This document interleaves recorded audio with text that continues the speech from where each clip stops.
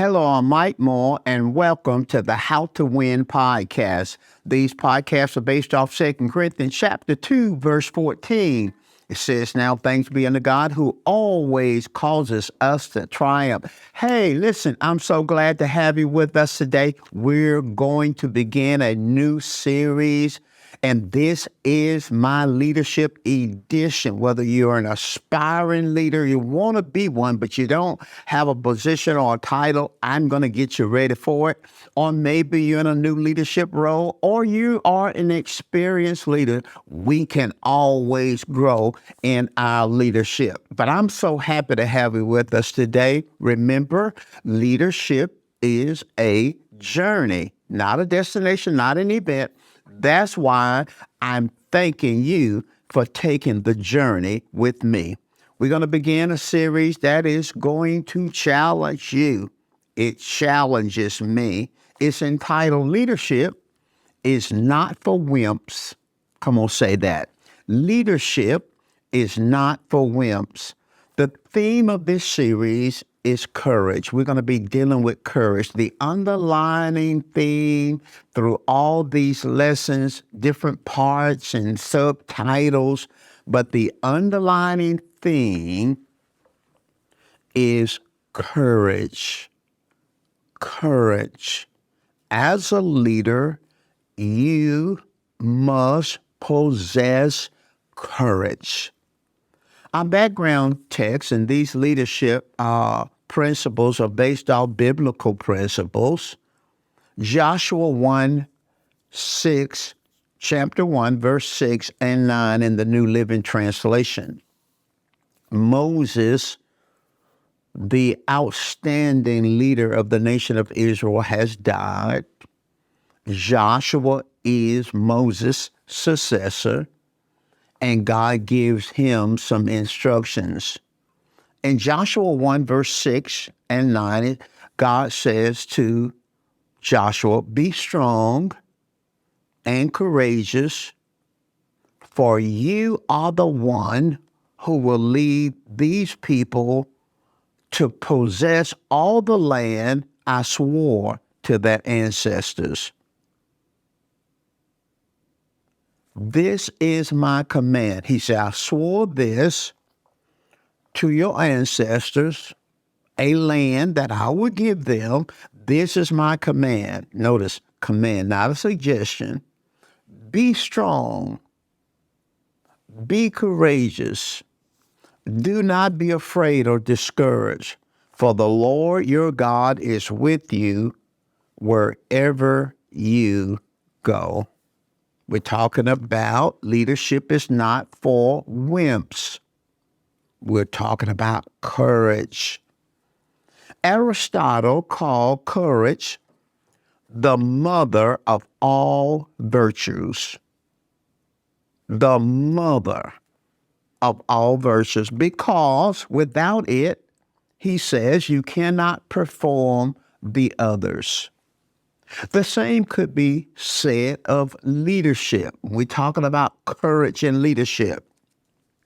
Leadership takes courage. Leadership takes courage. Oh, I want you to get this. Leadership takes courage. Be courageous. Be strong. Don't be afraid, God said to Joshua. Leadership takes courage. It involves making bold and often unpopular decisions. Bold decisions. When you're a leader, you have to make bold decisions, and often these decisions are unpopular.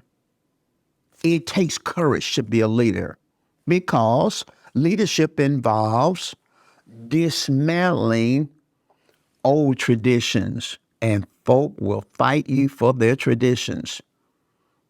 Leadership involves dismantling old traditions and embracing new methods, new ideas, new creativity, new innovation.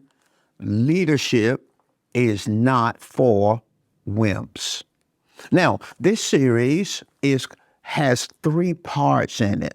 It's going to be a thorough series. It has 3 parts, and I want to give you an overview of the 3 parts. Part 1, we have a subtopic that we'll begin today, and it's entitled The Quality, Courage, the Quality Every Leader Must Possess. That's what we're going to talk about in part 1. We'll begin that today. In part 2, we're going to talk about decision making. And the subtopic of part 2 is decisions will make you or break you. And then in our third part on courage, we're going to talk about criticism. And the subtopic is when people say bad things about you, it's going to be a blast. You can't miss. Don't miss a single lesson, because leadership is not for wimps. You can't be a wimp and lead. You got to have courage. So let's begin part 1, lesson 1 today. And this part, remember, is entitled the part 1, several lessons. Part 1 is entitled The Quality, Courage, the Quality Every Leader Must Possess. Courage, the quality every leader must possess. Now, our subtopic for today's lesson is courageous or wimpy. Are you courageous? Or are you wimpy? So as always, we want to define our terms. So what is a wimp? What is a wimp? Well, when you look up the word wimp is both a noun and a verb. As a noun, a wimp is a person who is not strong, brave, or confident. A person, in this case, a leader that is not strong, a leader that's not brave, and a leader that's not confident. But this word wimp is also a verb, and as a verb, it means to fail to do or complete something as a result of fear or lack of confidence. To fail is a verb, to fail to do or complete something as a result of fear or lack of confidence. Can't be afraid if you're a leader. That's what God said to Joshua, be not afraid. Lack of confidence. So in this lesson, courageous or wimpy, let's look at the characteristics of a wimpy leader. And I must admit, I pastored for over 40 years, and I must admit that especially early in my ministry, I was wimpy. I was a wimpy leader. So let's look at Saul, the first king of Israel. Saul, the first king of Israel, was a weak leader. He was a weak leader. 1 Samuel 15:24 in the Message Bible gives us some insight on his weak leadership. And this is at the end of his leadership stewardship, because God rejected him. Listen what it says. Saul gave in. He's talking to Samuel. Saul gave in and confessed, I have sinned. I've trampled roughshod over God's word and your instructions, Samuel. I care more about pleasing the people, talking about a wimpy leader. I care more about pleasing the people. I let them tell me what to do. Characteristics of a wimpy leader. And I think I have maybe 6 more characteristics. You may not find yourself in each characteristic, But if you're a leader, I want you to listen to these characteristics. I found myself in several of these characteristics as I look back on my leadership, especially in my early leadership journey. Here's the first characteristic of a wimpy leader is always have excuses. Always. Have you ever had leaders, they come up short in some area and they always have excuses. An excuse is an exemption for responsibility. The reason why this didn't happen is because of this. And the reason why I didn't do what I said is because of this. And the reason why we came up short, they always have excuses. A leader, and if that's you, I want you to just evaluate yourself. Self-evaluation time, self-reflection. That's not bad, that's healthy, because you can't change if you don't know or have what we talked about in one of our series, Leading Yourself, personal self-awareness. Always have excuses. A wimpy leader, number two, engages in conflict avoidance. Now, I saw this in my leadership, especially early in my leadership. Conflict avoidance.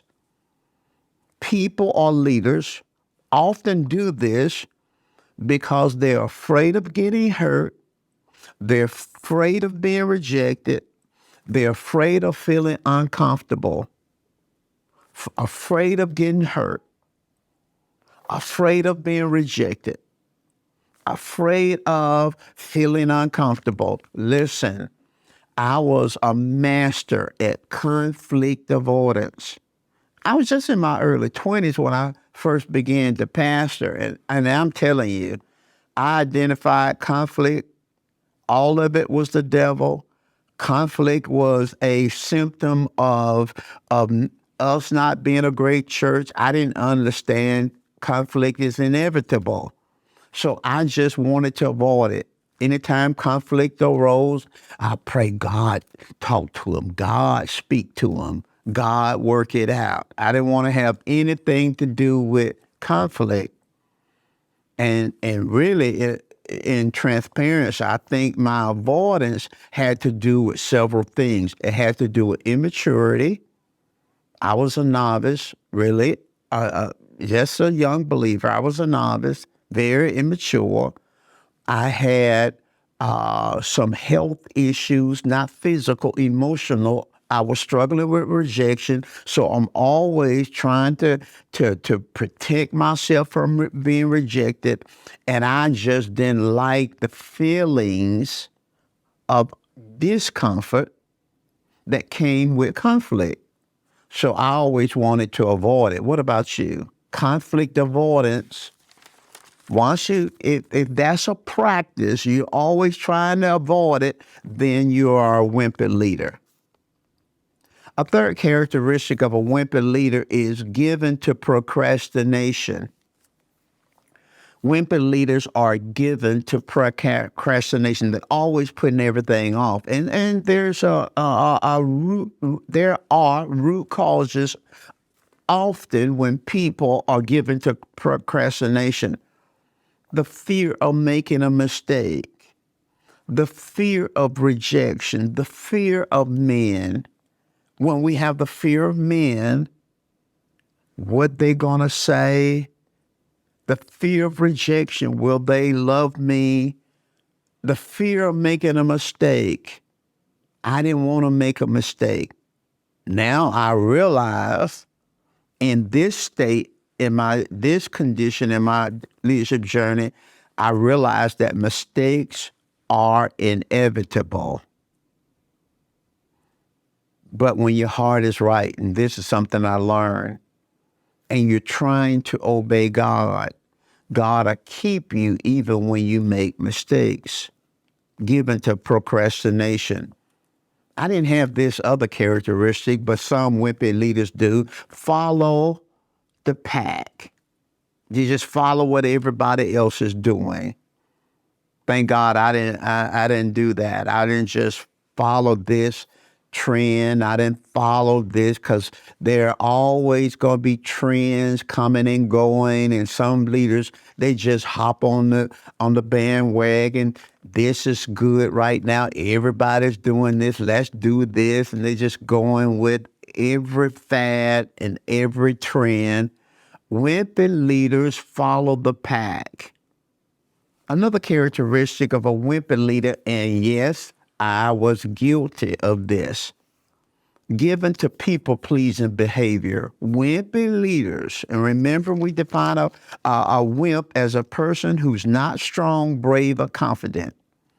And there were times in my leadership where I was not brave, I was not strong, and I was not confident, and I was given to people-pleasing behavior. I needed people to agree with me in order to feel good about myself. I needed people to agree with my decisions. I really did. I worked hard. My wife would say, "You're so slow. You just so slow." Well, to make some decisions, and there were times when I didn't want to make a mistake, and then I realized that there was going to be some rejection, and see, I wasn't healthy, and a leader cannot be healthy. I had some rejection issues that I had to deal with and overcome. I wasn't very healthy. And when you have rejection issues that are unresolved, you'll end up not only procrastinating, but you'll be playing into the people, wanting to please the people. The pleasing the people becomes high on your agenda. Now you have to have people who walking with you and a team. And so I'm not talking about that, but I'm just talking about people-pleasing behavior. I think Joyce Myers calls it approval addiction. It's an approval addiction that you need people to agree with your decision in order to feel good about yourself. And if they reject anything that you say or anything that you do, then you don't feel good about yourself. That's a emotional health problem. It's an unresolved issues. And listen, leaders have unresolved issues. I know they do because I had unresolved issues. Another characteristic of a wimpy leader is being unavailable in isolation. Wimpy leaders hide out in their office. They just hide out. They always hiding from folk. That's a wimpy leader. They hide and they dodging, they don't want to deal with things. That's a wimpy leader. Now, let's talk about the characteristics of a courageous leader. And I'm just so glad that I began to grow. I began to grow. But a big part of growth is to self-evaluate and be honest with yourself, having integrity with you and about you, not playing any games, not deceiving your own self, believing that you are something that you're not, that kind of thing. I always wanted to be true to myself. And I always wanted to really have a handle on me. And if there were issues, then I want to deal with those issues. Now, let's talk now about the characteristics, because this series the theme of it is courage. The series title is Leaders Are Not Wimps. Leaders can't be wimps. Okay? But this question in this subtitle for this lesson is, are you courageous or are you wimpy? Are you courageous or are you wimpy? So we looked at some characteristics of a wimpy leader. So let's look at some characteristics of a courageous leader. Saul was our model of a wimpy leader, but Jesus have to be. If you're a Christian, you love the Bible, you're a disciple of Christ, you know that Jesus was the most courageous leader. He was just absolutely bold. So in Luke chapter 4, verse 18 through 21, Jesus communicates his agenda, his platform in the New King James Version. He's speaking to his hometown crowd, people that he had been raised up in Nazareth as a little child. These people knew him, his mother, and they knew his dad, Joseph, and they knew his sisters and brothers. And some of his relatives were probably in the audience when he said this. He said, "The Spirit of the Lord is upon me because he has anointed me to preach the gospel to the poor. He has sent me to heal the brokenhearted. He has sent me to proclaim liberty to captives, recover of sight to the blind, to set at liberty those who are oppressed, to proclaim the acceptable year of the Lord." And he began to say, verse 21, he began to say to them, "Today this scripture is fulfilled in your hearing." Now, you have to be a Bible student, and I will inform you. What Jesus is doing is quoting what Isaiah said over in Isaiah 61. In Isaiah 61, he is prophesying hundreds of years earlier the Messiah, the one that Israel would come and would be a savior, the Messiah. And here Jesus stands up in front of his hometown crowd, the people who knew him as a little child and a teenager and a kid and a young adult working in a carpenter shop.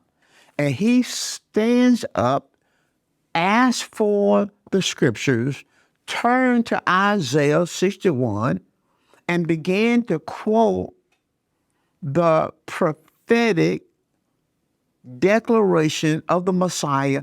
And then he says to them, "I am the one." That was one of the boldest statements you could make, because the crowd responded like, "Who does he think he is? I know his mama. I knew his dad before he died. His brothers and sisters lived down the street from me. I watched him running up and down these dusty streets. I watched him working the carpenter shop, and he's going to stand up there and say that he's the Messiah. Who do he think he is?" And the Bible said they grabbed him and were going to throw him across the cliff and began to confuse him as a false prophet. But Jesus knew who he was, and he was bold. He was a courageous leader. Now watch this. Let's look at some characteristics of a courageous leader. A courageous leader chooses to hold on to his or her principles, values, and convictions rather than compromise for profit, growth, or prestige. Courageous leaders, they make the choice to hold on to their principles, hold on to their values, hold on to their convictions, rather than compromise for profit, growth, and prestige. As I began to grow and mature as a pastor, there were opportunities for me to compromise my convictions and compromise my values. And one value that I had and one conviction that I had as a pastor is that my leadership was a stewardship. And that this stewardship that God had given me had within it influence. And I had certain convictions and values about how I would use my influence. And I'm reminded of several occasions where people, some members of our church, others business people outside of our church, and they all came with propositions, not illegal propositions, not immoral propositions. For example, one business person had some kind of card, telephone card, and he said that if you will enter into a partnership with me, wasn't illegal now, wasn't immoral, it was a legit proposition. And you will offer this card to your congregation. It will save them on their phone bill. And then we'll take parts of the profit that they bring, that they give toward the sale of the card, and we'll give the church 10%. Now, what was at stake here?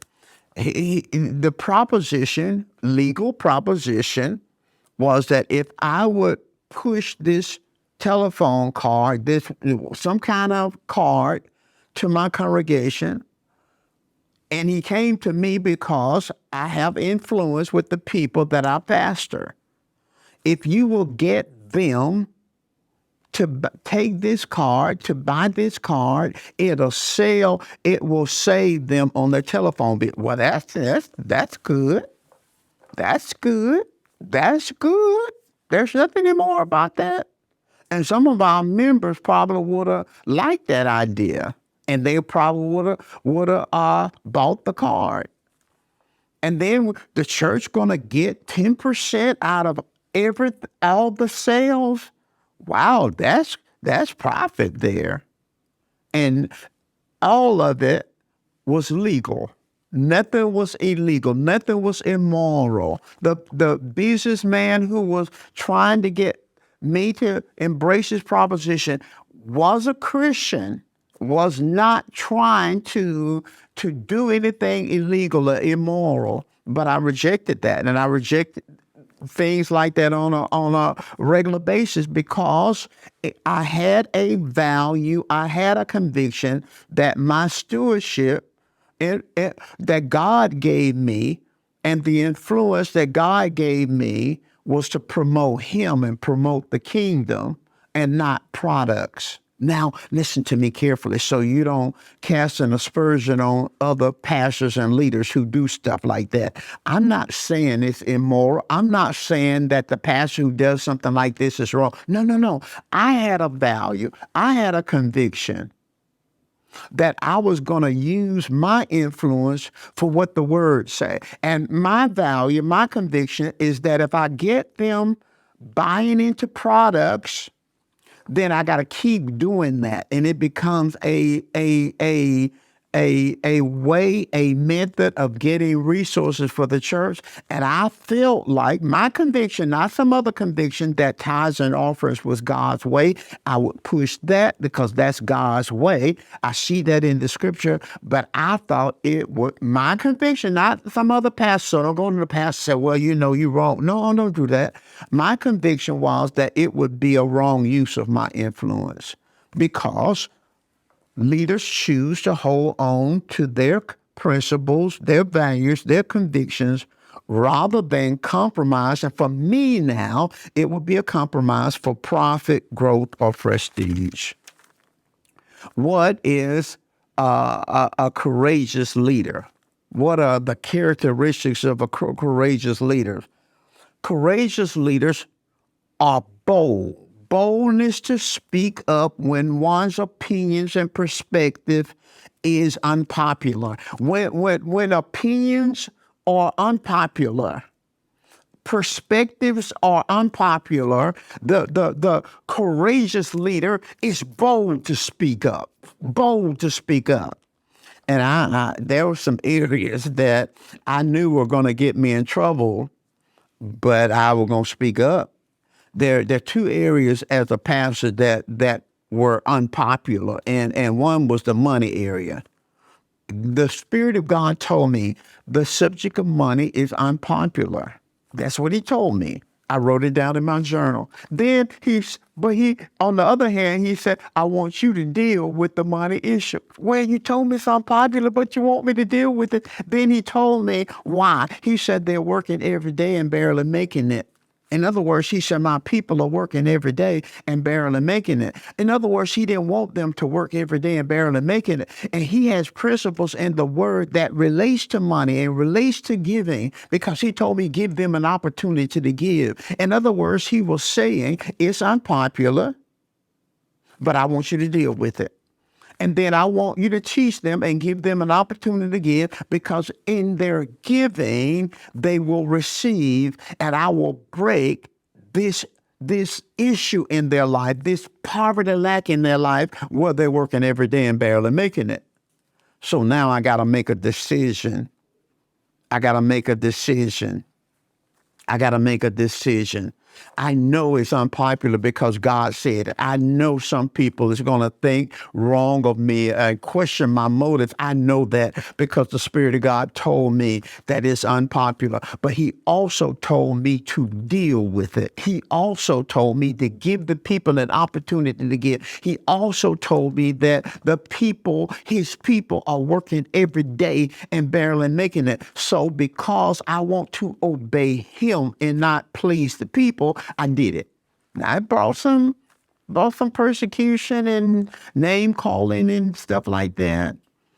But your integrity will preserve you. Another area that's unpopular, is talking about race, teaching about race. And I would, ever so often, the Spirit of God spoke to me. He said, it needs to be dealt with. He said, this issue of race in the church, racial prejudice in the church, he said, needs to be dealt with. And over the years, I'll come up with a series that dealt with race, and I teach it on television, teach it to my congregation. I got a series on our church app called When Color Doesn't Matter. I came up with a book called Muted Voice. Boy, that brought me some serious problems. Folk did not like that. Oh, my goodness. I get responses from people on television calling me a racist, and just got a lot of flack. People did not like that. But a courageous leader will be bold to speak up when one's opinion and perspective is unpopular. Another characteristic of a courageous leader is willingness to let go of the old way. Watch this now. A willingness to let go of the old way when it doesn't work anymore, or it doesn't fit the new direction or the present situation. Think about that. You're a leader, and maybe you are new in your church, or maybe you've been there for years, and you did something a certain way, but that certain way doesn't work anymore. It worked at one time, but people change, seasons change, times change, situations change. So the way you did it doesn't work anymore. It's a program. You've been doing it for years. Nobody show up to the program. Nobody's doing that anymore because the seasons change and the culture changed. And it doesn't work anymore, or it doesn't fit the present situation. It doesn't fit your present direction that you're going in. And then bold leaders are willing to let it go. And it takes boldness, because there are some people, they'll hold on to things even if it's not working. And they're members. If you're a pastor, I'm a pastor. I was a pastor. Their members, they want to hold on, but why? Because they started the program. They was a part of the program. They was a part of this ministry. They was a part of that. And they don't care whether it fit anymore. They don't care whether it's productive anymore. They don't care whether culture changed. That's what I want. And so a bold leader have to be willing to let go things that don't work anymore, things that don't fit the present situation or the direction. A bold leader, a confident leader, a courageous leader will voice a new idea, a new innovation, and they're willing to accept the risk that's involved. Any new idea, any new innovation is going to have a risk, which means it's possible that it may not work.